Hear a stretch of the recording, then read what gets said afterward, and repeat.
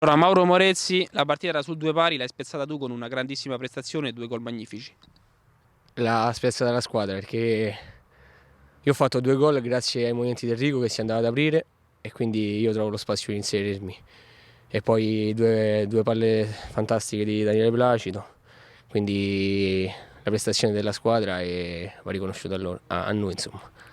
Adesso salite a 39 punti in classifica, a un solo punto dalla zona playoff perché il sesto posto è occupato dall'M Servizi a 40.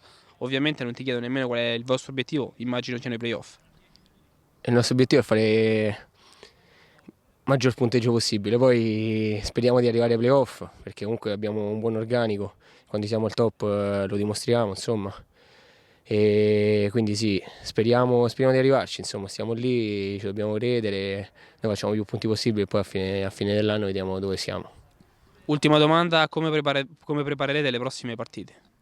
Come al solito, con la tranquillità più assoluta che ti dà questa squadra, con cene o bevute al pub che facciamo solitamente, quindi in amicizia, in tranquillità e così rendiamo.